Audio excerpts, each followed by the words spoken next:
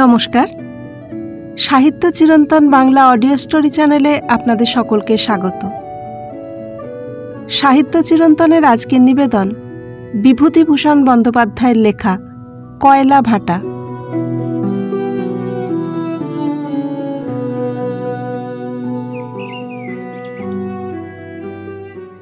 সকালবেলা চা খাওয়া শেষ করেই দেবেন মাইতি কন্ট্রাক্টর আমাকে বললে, চলুন এবার মাঠাবুরু ওঠা যাক। আমাদের ডাকবাংলোর পেছনেই সুদীর্ঘ শৈলমালার মাঠাবুরু শিখর, উটের পিঠের কুঁজের মতো ডলোমাইটের অনাবৃত গম্বুজ। শেষ 200-300 ফুট গাছপালা বড় একটা দেখা যায় না। একটা বিরাট শিবলিঙ্গ যেন নীল আকাশে মাথা তুলে আছে। বললাম, কত উঁচু? এই 1000 ফুট। বড্ড খাড়াই দেখছি। হ্যাঁ, একটু কষ্ট হবে, কিন্তু ওপর থেকে চমৎকার সিনারি। আপনি যা ভালোবাসেন স্যার। ওই যে কি একটা গাছ মাথার ওপরে এখান থেকে দেখা যাচ্ছে। ওটা একটা পাকুড় গাছ, মস্ত বড় গাছ। ওটা ওপরে উঠলে টের পাবেন। আশ্চর্য হয়ে গেলাম। একটা বড় পাকুড় গাছ এখান থেকে দেখাচ্ছে যেন আশাওড়া গাছের মতো। কত উঁচু মাঠাবুরু শিখরটা! দেবেন মাইতি বললে, আপনি রেডি হয়ে আছেন তো? হ্যাঁ, চলুন ওঠা যাক।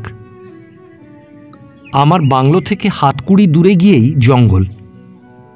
জঙ্গলে হরিতকি, আমলকি, কেঁদ, শাল ও পলাশ গাছই বেশি। এখানে ওখানে বড় বড় পাথর ছড়ানো, নানা আকারের পাথর। কোনোটার ওপর দিব্যি চৌরস সমতল, এত বড় যে 5-6 জন বিছানা করে শুয়ে থাকলে পরস্পরের খুব ঘেঁষাঘেঁষি হয় না। আবার কোনোটা সত্যি ছোট। একটি ক্ষীণকায়া ঝর্ণা পাহাড়ের দিক থেকে নেমে বয়ে চলেছে অসংখ্য ছোট বড় পাথরের ওপর দিয়ে। বেশ স্বচ্ছ ঠান্ডা জলটা। দেবেন মাইতি বললে, এর নাম ছাতনাজোড়। কোথায় গিয়ে মিশেছে? ওই আগে গিয়ে নাকটিটার ফরেস্টের নিচে ভাটাইজোরের সঙ্গে মিশেছে। আর ভাটাইজোর? ওই কুসুমডির নিচে শঙ্খ নদীর সঙ্গে মিশল। ক্রমে সমতল ভূমি ছেড়ে মাঠাবুরু পাহাড়ের ওপর উঠতে আরম্ভ করলাম। রাস্তা খুব সরু, উঁচু নিচু পাথরের ওপর দিয়ে এঁকে বেঁকে ওপরের দিকে চলেছে। দুধারে শাল, কাঞ্চন, পলাশ, আমলকি গাছের ঘন ছায়া। মোটা মোটা চিহর লতা। লতা পলাশ দুলছে এডাল থেকে ওডাল থেকে। প্রথম বসন্তে করন্ধা ফুলের সুগন্ধ সকালের বাতাসে। কোথাও একটা মস্ত বড় লতায় থোকা থোকা নতুন ফোটা অগ্নিবর্ণ পলাশ ফুল পথের ওপর ঝুঁকে পড়েছে। কোথাও দীর্ঘচঞ্চু ধনেশ পাখি লতা পাতার আড়াল থেকে কর্কশ্বরে ডেকে উঠল। আমি অবশ্যই জানতাম না। স্বরটা শুনে চমকে উঠে বলি, আরে ওটা কি ডাকে? দেবেন মাইতি হেসে বললে, ওটা ধনেশ পাখি স্যার। ওই যার তেল হয়? হ্যাঁ স্যার, দেখবেন। এই এদিকটা তাকিয়ে দেখুন। একটু এগিয়ে গিয়ে আঙুল দিয়ে দেখিয়ে ব্যস্তভাবে বললে, ওই ওই বড় বড় ঠোঁট। এক এক স্থান কি সুন্দর ছায়া শীতল। করন্ধা ফুলের সুবাস ভুরভুর করছে বাতাসে। বড় বড় চৌরস শিলাসন চারিদিকে বিছানো। মনে হয় এমন শান্ত নিভৃত মৌন বনানীতলে সেকালে মুনি ঋষিদের কুটির ছিল। বন বিহঙ্গের কলধ্বনি মুখরিত এমনই প্রভাতে তাঁদের দার্শনিক দৃষ্টি জীবন মৃত্যুর রহস্য ভেদ করতে ব্যস্ত থাকত এই নিভৃত বনাঞ্চলে। আর সেইখানে দেবেন মাইতি কন্ট্রাক্টর আর আমি এসেছি কাঠকয়লার ভাঁটা কিনতে। পা বড় ব্যথা করছিল। একটা লতা পলাশের ফুলের থোকা দোলানো আমলকি গাছের তলায় পাথরের ওপর বসে সিগারেট ধরাই। অতি সুন্দর স্থান। এত নিবিড় ডালপালা ঝুঁকে আছে সানুদেশে যে এখান থেকে সমতল ভূমি বা ডাকবাংলো দেখাই যায় না। দেবেন মাইতি বললে, এই উঠুন, এখন অনেকটা। তা কতটা উঠলাম? 4 ফুট হবে, এখনো অনেক বাকি। এমন সময় অনেকগুলি তরুণী কণ্ঠের উচ্ছল হাসি কলরবে বনভূমি মুখর হয়ে উঠল।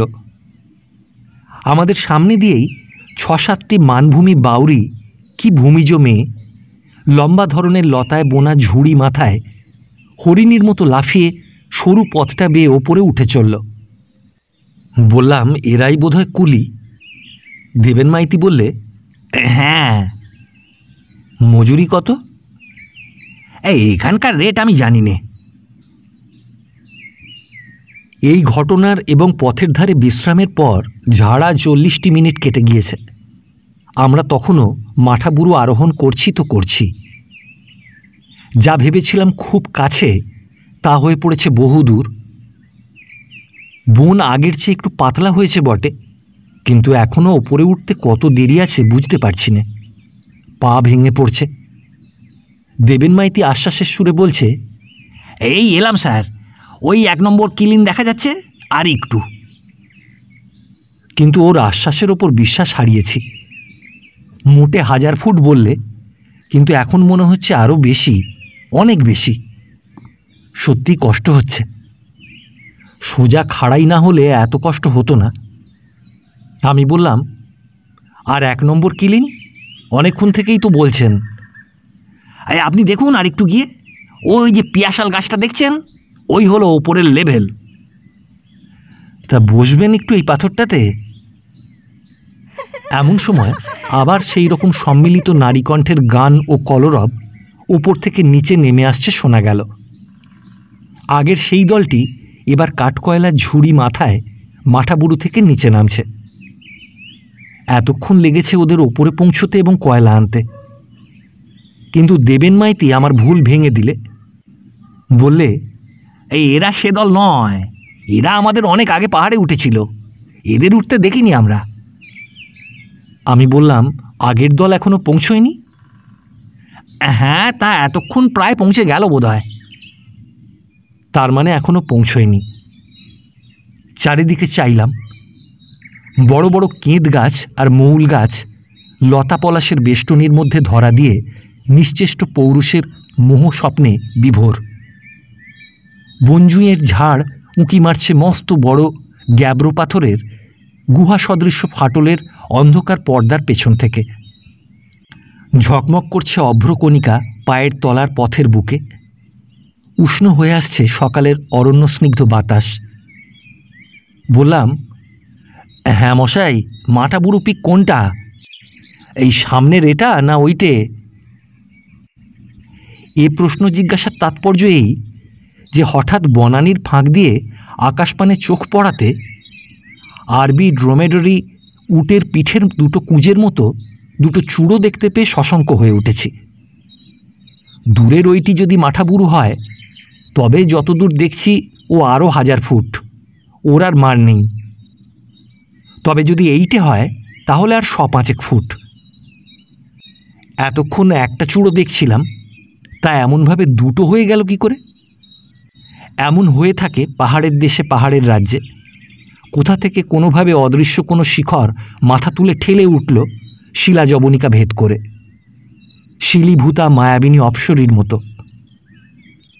দেবেন মাইতি হেসে বললে, দূরের ওটা গুরগাবুরু স্যার, আর বাঁদিকে অনেক দূরে, মাইল 5 হবে, উচ্চতম চূড়া এই রেঞ্জের। কত? 2222। হেসে বললাম, বারে রেলির বাড়ির ধুতি নাকি? ঠিক নম্বরটা পড়ে গিয়েছে দেখছি। দেবেন মাইতি সম্ভবত না বুঝেই বোকার মতো হাসলে। বললে, বসবেন একটু? না না, আবার কি বসবো, উঠুন। একটা পাহাড়ি কেলিকদম্বের আড়াল সরে যেতেই দেখি অগণ্য গোলগলি ফুল ফুটে আছে পাহাড়ের গায়ে। স্বর্ণকান্তি পুষ্পস্তবক, পাষাণ পটভূমিকার গায়ে কোন শিল্পী যেন মায়াতুলি দিয়ে এঁকে রেখেছে। সুদূর পার্বত্য ভূমির স্বপ্ন যখন দেখেছি বাংলাদেশের বর্ষা বাদলে ভেজা, হয়তো এক একঘেয়ে দিনমানের শেষ প্রহরে, কোথা থেকে মনে উদয় হয়েছে রুক্ষ ব্যাসাল্টের স্তূপে নিষ্পত্র শুভ্র কান্ত বৃক্ষে এই পীত পুষ্পস্তবকের ছবি, তাদের সেই অপূর্ব ইঙ্গিত। যে স্বপ্ন শীতের দেশ থেকে এসে লেগেছিল উদ্ভিদ বিজ্ঞানবিদ হুকারের চোখে। হিমালয়ের বন প্রদেশের বহু ম্যাগনোলিয়া, বহু রক্ত রডোডেন্ড্রনের মোহ ছাপিয়ে জয় করেও ছোটনাগপুরের পর্বতারণ্যের এই ফুল যে স্থায়ী প্রভাব এঁকে দিয়ে গিয়েছিল তাঁর মনে, হুকারের বইয়েতে তার নিজের হাতে আঁকা গোলগলি ফুলের ছবিতে তার প্রমাণ আছে। দেবেন মাইতিকে কিছু বলবো এ সম্বন্ধে বলে মুখ খুলেই আবার বন্ধ করলাম। ও কিছু বুঝবে না এ সম্বন্ধে। ও বোঝে এত কিউবিক ফুট মাটি বা বালির কাজ হয়েছে, এত নম্বরের কুলির গ্যাং এত নম্বরের খাটালে কাজ করছে, মজুরির সঙ্গে অন্যান্য খরচ ধরে মালের দরের পর্তা কত হয়, পুরুলিয়ার বিহার ন্যাশনাল ব্যাংকের খাতায় কত জমা পড়ল। গোলগলি ফুলের পিত পাপড়িতে পাপড়িতে যে স্বপ্ন আপনাতে আপনি মুক্ত, এমনিতর মুক্ত আকাশের তলায় পর্বতরাজ্যে তার যে অলেখা বাণী প্রাণের কানে অক্ষান্ত চঞ্চলতা এনে দেয়, বেচারি দেবেন মাইতির কানে সেসবের খবর পৌঁছয়নি। এইবার দেখি একদল কুলি মেয়ে নেমে আসছে, ওদের মাথায় কাঠকয়লার ঝুড়ি। দেবেন মাইতি বলে, এই কত নম্বর কিলিনের মাল? একটি ঢ্যাঙা পাথরে কোঁদা দেবী মূর্তির মতো সুঠাম তরুণী হাসি মাখানো সুরে টেনে টেনে বললে, 6 নম্বর কিলেন গো। দেবেন মাইতি আবার বললে, এই কে আছে রে? ও ঝাঁঝি আছে গো, ও ঝাঁঝি। কুলিরমণীর দল একপাল প্রমোদমত্তা নীলা কুরঙ্গির মতো হাসি কলরব করতে করতে নেমে গেল। আমি ওদের দিকে চেয়ে রইলাম। ওরা কবার ওঠানামা করতে পারে এই দুরারোহ পাহাড়ের মাথায় কয়লার ভাটাতে? কত ওদের রোজগার হয় সারাদিনের এই হাড়ভাঙা খাটুনির পর? পাহাড়ের ওপরে বেশ সমতল ময়দান, জঙ্গল বেশি নেই। এখানে ওখানে দেবকাঞ্চন, মহুয়া ও সুদাম গাছ। গাছগুলির বাড় বন্ধ হয়ে গিয়েছে শক্ত পাথুরে মাটিতে। স্বল্পচ্ছায় বিটপিতলে ছোট বড় কয়লার ভাঁটা। সুঠাম তরুণী কুলি মেয়েরা ভাঁটা ভেঙে সরু কয়লা মোটা কয়লা বাছাই করছে। বিষম রোদের তেজ, ঘাম ঝরে পড়ছে ওদের সর্বাঙ্গ বেয়ে। একটি মেয়ে ওদের মধ্যে সবচেয়ে সুঠাম সুন্দর, তার গলায় কুঁচের মালা, নিটোল হাত দুটিতে কাঁসার বাউটি, মাথায় ঠাস বুনুনি চুল, মুখে হাসি লেগেই আছে। কাছে গিয়ে বললাম, কি নাম রে? মেয়েটি খিলখিল করে হেসে উঠল, কিন্তু আমার কথার কোনো জবাব দিলে না। পাশের মেয়েটি বললে, ও তোদের হিন্দি বাদ বুঝতে পারবে? ওয়াকার বাপের ঘর রাঁচি। ভালো রে ভালো, হিন্দি কখন বললাম? যে মেয়েটি বাংলা ভাষায় জবাব দিলে তারও তো বোঝা উচিত ছিল। দেবেন মাইতি হেসে বললে, এই শুনুন গল্প। এক সাহেবের বিশ্বাস তিনি ভালো উড়িয়া শিখেছেন। তা উড়িষ্যার এক পল্লীগ্রামস্থ পাঠশালা পরিদর্শনে গিয়ে তিনি ঘণ্টাখানেক ধরে উড়িয়া ভাষায় ছাত্রের কর্তব্য সম্বন্ধে অনেক ভালো ভালো কথা বলবার পরে পাঠশালার উড়িয়া গুরুমশাই হাত জোর করে বললে, হুজুর একটা কথা আছে, আমার পাঠশালায় এই ছাত্ররা নিতান্তই পাড়া গেঁ, এরা হুজুরের হিন্দি কথা বুঝতে পারছে না। সাহেব তো অবাক। ছাত্রদের কথা চুলোয় যাকগে, গুরুমশায়ের তো বোঝা উচিত ছিল তিনি কি ভাষায় এতক্ষণ কথা বলে গেলেন অনর্গল। দেবেন মাইতি একজন লোককে বলল, হো ভাষায় ওকে জিজ্ঞেস করো তো ওর নাম কি? প্রশ্ন করা গেল। এবার উত্তর দিলে মেয়েটি, তার নাম বুধনি কুই। কত করে রোজ দেয় এখানে? ঝুড়ি পিছু 6 পয়সা বাবুজি। কখে ওঠানামা করতে পারো সারাদিনে? 6 বারের বেশি লয়। 6 বার ওঠানামা না 3 বার ওঠা 3 বার নামা? 6 বার উঠা 6 বার নামা। কি কাণ্ড! এই দুরারোহ মাঠাবুরু শিখরে 6 বার ওঠা যে কি কঠিন পরিশ্রমের কাজ তা কেউ বুঝতে পারবে না যে নিজে অন্তত একবারও না উঠেছে। পা কি আর থাকে তারপর দিন? এর চেয়ে কেদার বদরি যাওয়া বোধ করি সহজ। আর এইসব সুঠাম তরুণীর দল আদমন 30-এর কাঠকয়লার ঝুড়ি মাথায় হাসি মুখে দিব্যি উঠছে নামছে। যে কঠিন লোহার পাথর দিয়ে মাঠাগুরু গড়া, সেই ধাতুর শক্ত উপাদানে তৈরি হয়েছে ওইসব হো আর বাউরি মেয়েদের হাড়। নমস্কার করি শক্তিময়ীদের উদ্দেশ্যে। দেবেন মাইতি বললে, এই মজুরি সস্তা বলেই তো এখানে কাঠকয়লা পুড়িয়ে 2 পয়সা থাকে। উপরে দেখবেন অনেক ভাটা আছে, 9.5 আনা মন আর কোথাও পাবেন না ও জিনিসের। আমার উৎসাহ অনেক কমে গিয়েছে। দেবেন মাইতি যা বলছে তা করতে গেলে অনেক লোককে আমায় ফাঁকি দিতে হবে, বেশ বুঝতে পারছি। আমরা 7-8টা ভাঁটা দেখলাম। দেবেন মাইতি ফিতে বের করে কত হাজার কিউবিক ফুট কাঠকয়লা এখানে পাওয়া যেতে পারে তার হিসেব করতে বসল। আমি বললাম, মশাই, মজুরি বড্ড কম। দেবেন মাইতি আমার মুখের দিকে চেয়ে বললে, আগে মানে? মানে এই, এখানে কয়লার ভাঁটা আমার নেওয়া হবে না, আপনি অন্য পার্টনার দেখুন। বেশ বেশ, আপনি মজুরি রেটটা বাড়িয়ে দিন না, দিন 7 পয়সা করে। তাতেও আপনার মন খুঁতখুত করে, দিন 7.5 পয়সা। কেমন হলো তো? ওসব কবি টবি লোক নিয়ে কি আর বিজনেস চলে স্যার? ও আমি বুঝতে পেরেছি। 5 দিন পরের ব্যাপার। 6 পয়সা থেকে মজুরির রেট বাড়িয়ে আমার কথায় করা হয়েছে 3 আনা। দেবেন মাইতি হাত পা ছুঁড়ে চিৎকার করেছিল, আমি শুনিনি। তার সব প্রতিবাদ অগ্রাহ্য করেছি। সকালে ডাকবাংলোতে বসে আছি। কয়লা ভাঁটার চৌকিদার গোপীনাথ মালিয়া এসে জানালে, বাবু, বড় মুশকিল, কুলি পাওয়া যাচ্ছে না। আশ্চর্য হয়ে বললাম, কেন? কেউ এলো না। ব্যাপার কি, মজুরি আরও বেশি চায়? আগে সে জন্যে নয়, আপনি গিয়ে একবার দেখুন না। গোপীনাথ মালিয়ার পিছু পিছু চলি। ডাকবাংলো থেকে বের হয়ে কিছু দূরে বাঘমুন্ডি ঝালদা পাকা সড়কের ওপর নিমডি গ্রামে ওর বাড়ি। একসময় ওরা নাকি ছিল এই অঞ্চলের জমিদার, তাই ওদের উপাধি বাবু। এখনও সকলে ওকে ডাকে গুপি বাবু বলে। কিছু দূর গিয়ে নিমডি গ্রামের বাইরে বাটাইজোর নদী বা নালা বা ঝর্ণা যাই বলুন, তারই ধারে একটা বড় অর্জুন গাছের তলায় গ্রামের ভাঁটিখানা। মহুয়া, মদ ও চোলাই ক্রয় বিক্রয় হয়। গিয়ে দেখি কয়লা ভাঁটার মেয়ে পুরুষ সব কুলি নেশায় অজ্ঞান হয়ে পড়ে আছে। ওঠা তো দূরের কথা, চোখ মেলে চাইবার ক্ষমতা পর্যন্ত নেই। বললাম, এ কী ব্যাপার গুপিবাবু? গুপি দাঁত বের করে হেসে বললে, আগে হবেই তো, হাতে করি যাহা তোক আশা তাহা তোক ও জাতের। তোমার কি মনে হয় মজুরির রেট বাড়িয়ে? আগে নির্ঘাত। কাজ হলো না। বিকেলে যখন ওদের নেশা ভাঙল, তখন তারা কাজের উপযুক্ত নয়, শরীর শিথিল। অবশ্য বেলাও পড়ে এসেছে। মাঠাবুড়ুর সানুদেশের জঙ্গলে মহুয়া ফুল খেতে ভালুক বেরোয়।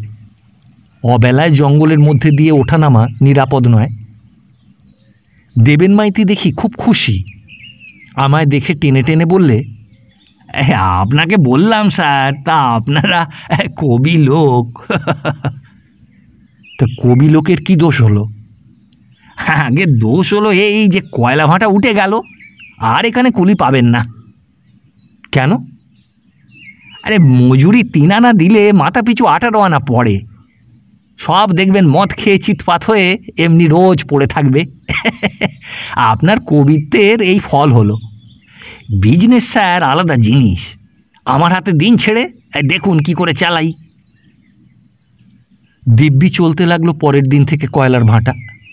6 পয়সা রেটেই মজুরি নামিয়েছে দেবেন মাইতি।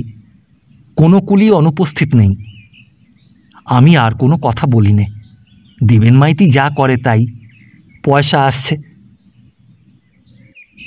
মাঠাবুরুর সানুদেশের অরণ্যপথে বড় বটগাছের তলায় বসে আছি।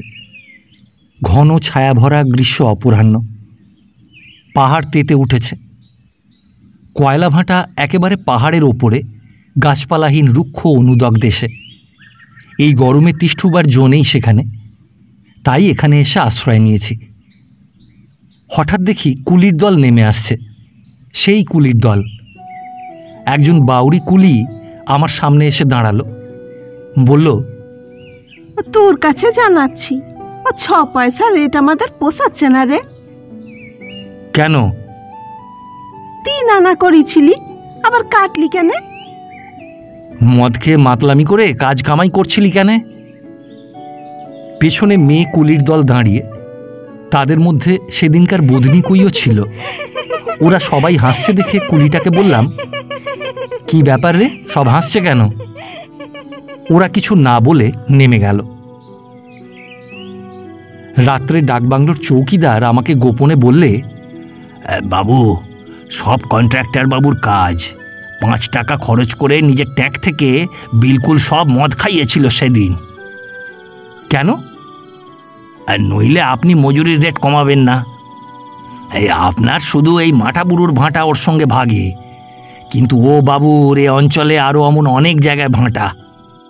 মজুরির রেট বাড়ালে ওর লোকসান কত, কুলিরাও সেটা জানে, তাই জেনে শুনে হাসছিল। আপনার কাছে রেট বাড়াবার কথা বলে হাসছিল। আমি সব শুনেছি। আমার এতে লাভ ছাড়া ক্ষতি নেই, অথচ যারা সত্যি ঠকেছে এ ব্যাপারে, তারা পরের 5-6 দিন ধরে আমাকে দেখলেই হাসে, গা ঠেলাঠেলি করে পরস্পরের, যেন আমাকে তারা খুব বোকা বানিয়েছে। তাদের দলের সেই হো তরুণী বুধনিকই এ কাজে অগ্রণী। এ সরলা বন্যবালাদের আমি কি বোঝাবো? দেবেন মাইতির জয় হোক, মাঠাবুরুর কয়লা ভাটার মহাজন বলরামপুরের বিরিজলাল ঘনশ্যাম দাসের 33.5% মহাজনীর জয় হোক।